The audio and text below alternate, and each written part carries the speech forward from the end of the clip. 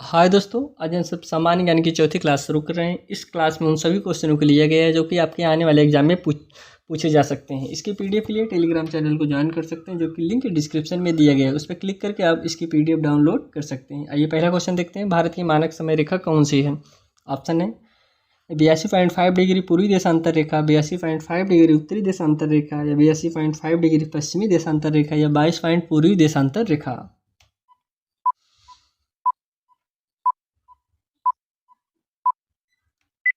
इसमें पहला ऑप्शन सही है, 82.5 डिग्री पूर्वी देशांतर रेखा। भारतीय मानक समय IST की स्थापना 1 सितंबर 1947 को हुई थी। ग्रीनविच मीन टाइम GMT का निर्धारण इंग्लैंड के ग्रीनविच में स्थित ऑब्जर्वेटरी से होता है। भारत में 82.5 पूर्वी देशांतर, जो कि इलाहाबाद के निकट नैनी से गुजरती है, इसी को भारत का मानक समय माना गया है। भारत का मानक GMT से 82.5 पूर्व है, जिसका अर्थ है कि हमारा मानक समय ग्रीनविच मानक समय से 5.5 घंटा आगे है। अर्थात जब इंग्लैंड में 12 बजे होते हैं तो हम भारत में शाम के 5:30 बजे होते हैं। सभी देशों का समय इसी आधार पर तय किया जाता है। एक देश ऐसा भी है जो इसका अपवाद है, उसका नाम है उत्तर कोरिया। उत्तर कोरिया ने दुनिया के समय मापने के इस तरीके को सिरे से निकाल दिया है।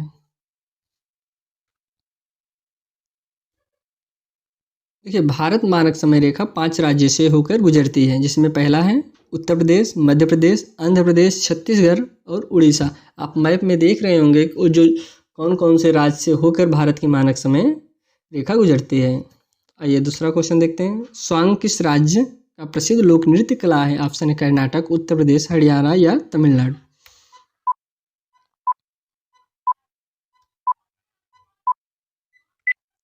इसमें सही ऑप्शन सही है हरियाणा।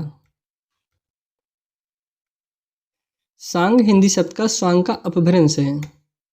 उत्तर भारत में हरियाणा, उत्तर प्रदेश व राजस्थान राज्यों में प्रचलित सांग एक प्रकार का संगीतमय नाटिका होती है, जिसमें लोक कथाओं को लोकगीत, संगीत व नृत्य आदि से नाट्यबद्ध किया जाता है। अब देखिए अगला क्वेश्चन है। भारत में वर्तमान में कुल कितने उच्च न्यायालय हैं? 23, 25, 27 या 26?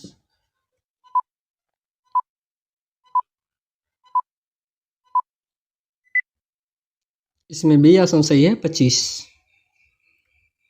भारत में कुल 25 उच्च न्यायालय हैं। उच्च न्यायालयों के न्यायाधीशों की आयु जो होती है 60 वर्ष तक होती है। उच्च न्यायालयों का राज्य केंद्र शासित प्रदेशों में एक से अधिक पर अधिकार क्षेत्र होता है। ऐसा नहीं कि एक उच्च न्यायालय जिस राज्य में है उसी में उसका क्षेत्र है, और ऐसा नहीं है अदर राज्य में भी उस उच्च न्यायालय का अधिकार होता है। इलाहाबाद उच्च न्यायालय में कुल 81 न्यायाधीशों के साथ सबसे अधिक न्यायाधीश होते हैं। कलकत्ता उच्च न्यायालय भारत का सबसे पुराना उच्च न्यायालय है, जिसकी स्थापना 1 जुलाई 1882 में हुई थी। मार्च 2013 में 3 उच्च न्यायालयों का उद्घाटन किया गया। मेघालय उच्च न्यायालय, मणिपुर उच्च न्यायालय, त्रिपुरा उच्च न्यायालय। कोई विधेयक धन विधेयक है या नहीं, इसका फैसला कौन करता है? ऑप्शन है लोकसभा स्पीकर, प्रधानमंत्री या वित्त मंत्री या राष्ट्रपति।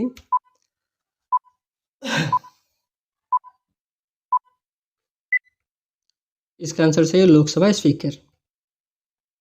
संविधान के अनुच्छेद 110 में धन विधेयक की व्याख्या की गई। प्रत्येक वित्त विधेयक धन विधेयक होता है, लेकिन प्रत्येक धन विधेयक वित्त विधेयक नहीं होता। कोई वित्त विधेयक धन विधेयक है या नहीं है, इसका फैसला लोकसभा स्पीकर द्वारा किया जाता है। तंबाकू पर पूर्ण प्रतिबंध लगाने वाला विश्व का पहला देश कौन सा है? ऑप्शन है जापान, चीन, भूटान या अमेरिका।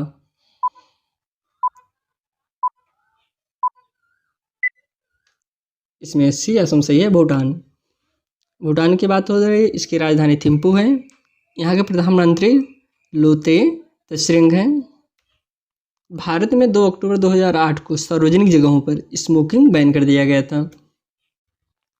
राष्ट्रीय मतदाता दिवस प्रत्येक वर्ष किस दिन मनाया जाता है? ऑप्शन है 24 जनवरी, 25 जनवरी, 25 नवंबर या 26 जनवरी।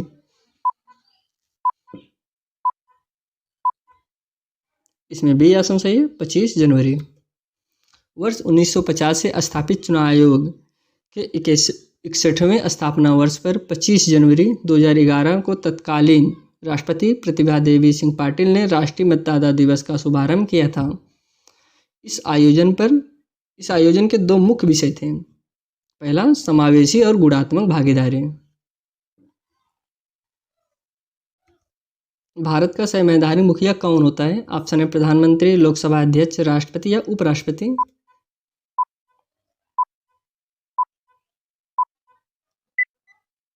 इसका आंसर सही है, राष्ट्रपति। भारत के राष्ट्रपति भारत गणराज्य के कार्यपालक अध्यक्ष होते हैं। संघ के सभी कार्यपालक कार्य उनके नाम से किए जाते हैं। अनुच्छेद 53 के अनुसार संघ के कार्यपालक शक्ति उनमें निहित है।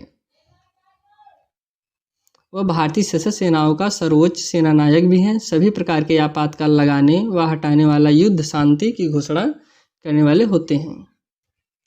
अंग्रेजों के नमक कानून के विरुद्ध महात्मा गांधी ने कौन सा आंदोलन शुरू किया था? ऑप्शन है सविनय अवज्ञा आंदोलन, भारत छोड़ो आंदोलन या खिलाफत आंदोलन या उपरोक्त सभी।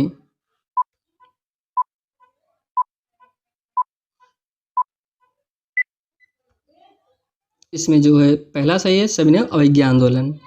सविनय अवज्ञा आंदोलन का प्रारंभ महात्मा गांधी जी के नेतृत्व में किया गया था। इस आंदोलन की शुरुआत गांधी जी की दांडी मार्च यात्रा से हुई थी। गांधी जी तथा साबरमती आश्रम के 78 अन्य सदस्यों ने 12 मार्च 1930 से अहमदाबाद से 241 मील की दूरी पर स्थित एक गांव के लिए यात्रा प्रारंभ की थी। किस राज्य में जिप्सम का सर्वाधिक उत्पादन होता है? ऑप्शन है हरियाणा, राजस्थान या कर्नाटक या उड़ीसा।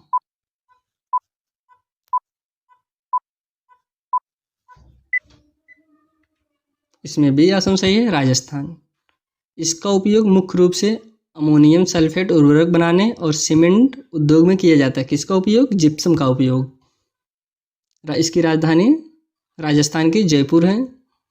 इसका गठन 30 मार्च 1949 को हुआ था। यहाँ के मुख्यमंत्री अशोक गहलोत जी हैं और यहाँ के राज्यपाल कलराज मिश्र हैं। ईस्ट इंडिया कंपनी ने भारत में अपना पहला कारखाना कहाँ खोला था? ऑप्शन है सूरत, कोलकाता, मैसूर या बेंगलोर।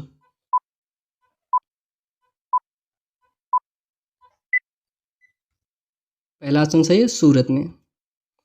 ब्रिटिश लाइब्रेरी लंदन के रिकॉर्ड के अनुसार ईस्ट इंडिया कंपनी की स्थापना 31 दिसंबर 1600 को हुई थी।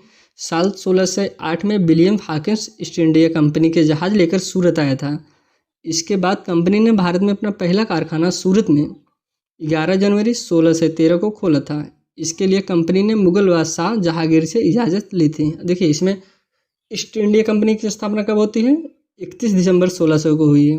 और भारत में कब आता है? 1608 में। लेकिन अपना पहला कारखाना जो है 11 जनवरी 1613 को खोला गया था। अगला क्वेश्चन है, बुली शब्द का प्रयोग किस खेल में किया जाता है? ऑप्शन है क्रिकेट, फुटबॉल, हॉकी या बास्केटबॉल।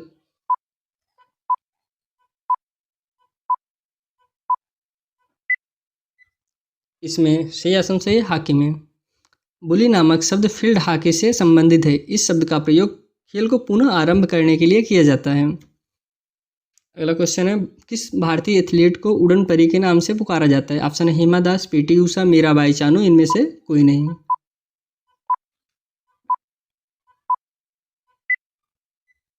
इसमें बी ऑप्शन सही है, पीटी उषा को। यह जो है भारत के केरल राज्य की स्थित एथलीट हैं।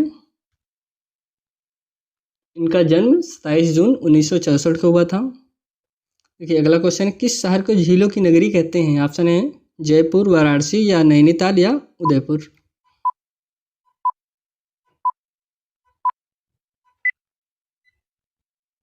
इसमें डी ऑप्शन सही है, उदयपुर को। उदयपुर शहर में हमें मार्बल के महल तथा पहाड़ों की एक कतार के साथ झीलें ही झीलें दिखाई पड़ती हैं, इसीलिए इसे झीलों की नगरी भी कहा जाता है। अब देखिए, मेवाड़ की राजधानी क्या थी? उदयपुर की स्थापना 1559 में महाराणा उदय सिंह के द्वारा किया गया था। वेदों में सबसे प्राचीन वेद कौन सा है? ऋग्वेद, सामवेद, यजुर्वेद या अथर्ववेद।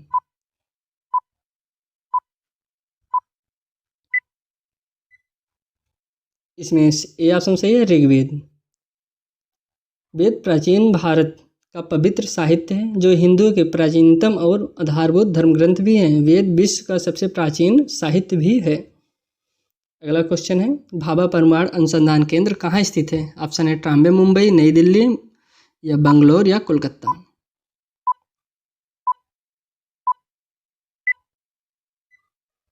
इसका पहला ऑप्शन सही है, ट्राम्बे मुंबई।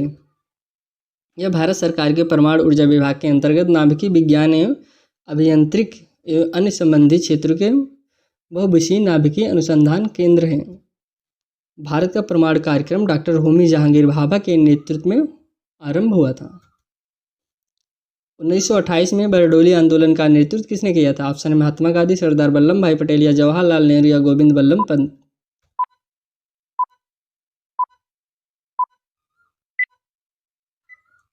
इसमें बी ऑप्शन सही है, सरदार वल्लभ भाई पटेल।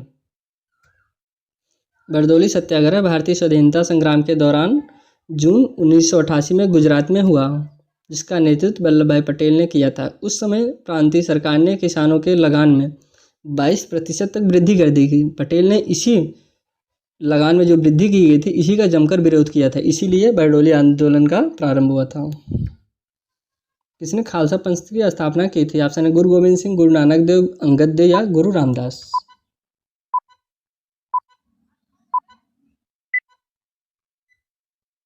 इसमें ए ऑप्शन से गुरु गोविंद सिंह। अप्रैल 1699 में बैसाखी के पर्व के दिन गुरु गोविंद सिंह ने खालसा पंथ की स्थापना की थी। इस दिन उन्होंने सर्वप्रथम 5 प्यारों को अमृतपान करवाया कर खालसा बनाया तथा तत्पश्चात उन 5 प्यारों के हाथों से स्वयं भी अमृतपान किया था। भारत की पहली महिला IPS अधिकारी कौन है? सरोजिनी नायडू, आनंदीबाई जोशी या किरण बेदी या अंजू महरा।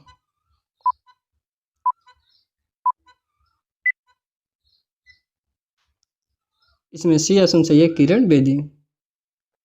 किरण बेदी एक सेवानिवृत्त IPS अधिकारी, भारतीय राजनीतिक, पूर्व टेनिस खिलाड़ी और सामाजिक कार्यकर्ता हैं। किरण बेदी 28 मई 2016 से 16 फरवरी 2021 तक पांडिचेरी के 24वें उपराज्यपाल थे। उन्होंने 1975 में अपनी सेवा शुरू की थी। कथक किस राज्य का शास्त्रीय नृत्य है? ऑप्शन है कर्नाटक, तमिलनाडु, हरियाणा या उत्तर प्रदेश।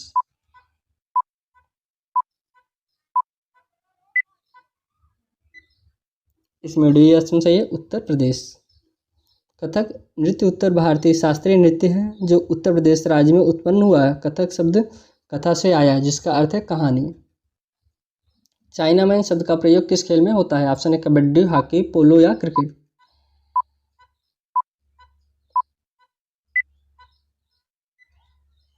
इसमें डी ऑप्शन से क्रिकेट। एक चाइना मैन गेंदबाज मूल रूप से बाएं हाथ का स्पिन गेंदबाज होता है जो स्पिन के स्रोत के रूप में अपनी कलाई का उपयोग करके गेंद दाएं हाथ के बल्लेबाज में लाता है। इसी के साथ यह सेशन हम यहीं समाप्त करते हैं। आपसे फिर मिलते हैं अगले वीडियो में, तब तक के लिए धन्यवाद।